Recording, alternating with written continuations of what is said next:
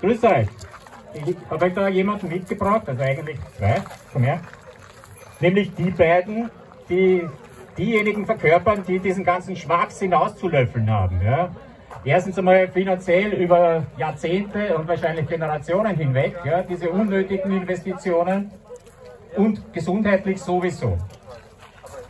Wir sind jene Bürgerinitiative, die vor 2012 gestartet ist, und zwar dort, wo diese erste Annex, diese Zubringer-Autobahn zur S1 bzw. die Querverbindung beginnt oder vielleicht auch endet, je nachdem. Jedenfalls ist dort der Staupunkt schlechthin und dort ist dicht verbautes Gebiet. An dieser Trasse liegen direkt dran 5 Kindergärten, es liegen direkt dran 4 Schulen, die alles abbekommen, die den Feinstaub abbekommen, die den Lärm abbekommen.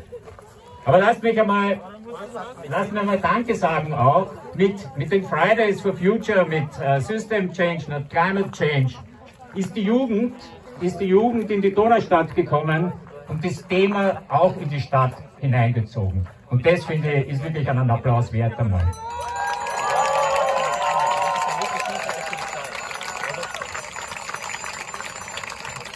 Wir befinden uns hier am Schnittpunkt, wo die sogenannte Stadtstraße, das ist da vorne ca. 200 Meter, wir werden dann kurz auf die Brücke raufschauen und uns das Ganze, die Dimension anschauen. Wer möchte, mit Abstand natürlich, dass es auch gewahrt ist. Ja. 3,2 Kilometer Straße, 460 Millionen Euro, macht knapp 150 Millionen pro Kilometer Straße. Es ist eine Gemeindestraße, wurde uns im UVP-Verfahren gesagt. 150 Millionen für 1 Kilometer Straße. Ich habe vorhin hier eine Tafel gesehen, was habt ihr am Klimawandel nicht verstanden? Alles haben sie nicht verstanden. Wir zahlen Milliarden CO2-Strafsteuer, weil wir eines der wenigen Länder in der EU sind, die ihre Klimaziele nicht erreichen. Was habt ihr da nicht verstanden? Und hier steht die Generation, und ihr sowieso auch, ihr steht schon im Arbeitsleben teilweise, die das bezahlen müssen. Ja? Ein Thema, das wir auch aufgeworfen haben und was jetzt ganz aktuell ist in Zeiten von Corona, sind Arbeitsplätze. Es wird immer suggeriert, Autobahnen, die brauchen wir diese Projekte, um Arbeitsplätze zu schaffen. Das Gegenteil ist der Fall. Es gibt Untersuchungen, wo 4 bis 5 Mal so viele Personen ums gleiche investierte Geld einen Arbeitsplatz bekommen, wenn man Infrastrukturen baut, wie öffentlichen Verkehr ausbauen, Schulen baut, Sportstätten, die die Jugend braucht, die momentan geschlossen sind, um das auch gleich einmal anzubringen. Ja. Bildungseinrichtungen schlechthin, Hochbauten, sozialer Wohnbau. Hinter uns seht ihr einer der Gründe, die uns gesagt werden, warum man dieses Projekt braucht. Niemand braucht neue Straßen, weil es sich einfach nicht ausgeht. Es geht sich nicht aus.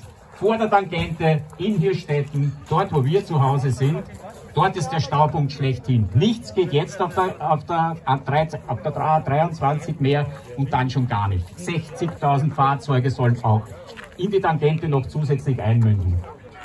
Ich glaube, da braucht es nicht viel Überlegung, dass sich das niemals ausgehen wird. Ja?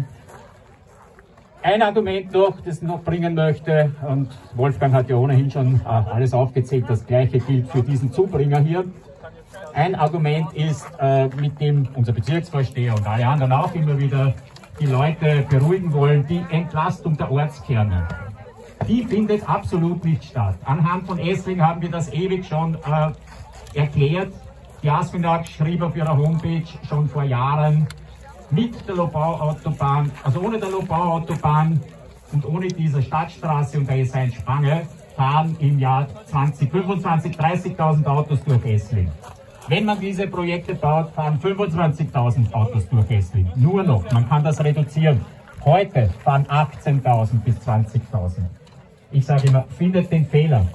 Da ist ja etwas falsch im System, da muss man sich doch etwas anderes einfallen lassen. Nämlich den Ausbau vom öffentlichen Verkehr, Radwege, Radsharing, Lastenräder, das sind die Dinge, die wir brauchen. Ja.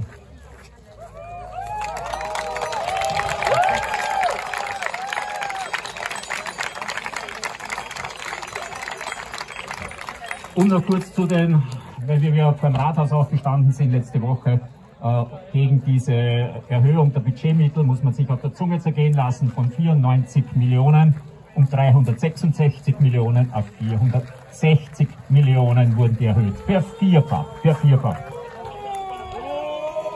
Ich kenne mich ein wenig im Baugeschäft aus, bin dort auch zu Hause und ich weiß, es geht sich bei weitem nicht aus. Es geht sich ganz sicherlich nicht aus.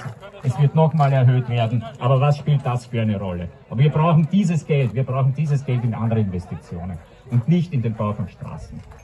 So, ich will euch nicht weiter aufhalten. Es gibt noch viele Reden. Ihr seht mein Leiberl, ich habe hinten den grünen Hirschen drauf. Ich darf euch sagen, www.Hirstetten retten, eine Webseite, da könnt ihr die Filme sehen, da könnt ihr die Fotos sehen, da könnt ihr die UVP-Verfahren abgebildet sehen, von der Stadtstraße und von der S1 Spange. Um das noch zu sagen, die geht dann hier weiter, da vorne, wo der Schnittpunkt ist, das schauen wir kurz rüber von der Brücke, wenn das jemand sehen will. Ist auch sehr interessant, weil man nur da drüben die Dimension sieht. Geht dann von der Stadtstraße in die S1 Spange über. Man wird eine 50 km/h Verordnung für die Stadtstraße hier draufschreiben und man wird dann 80 über den weiteren Fortsatz der S1 Spange draufschreiben, aber es ist die gleiche Autobahn. Autobahn bleibt Autobahn. Und der Fabio hat da noch was dazu zu sagen. Autobahn! Danke.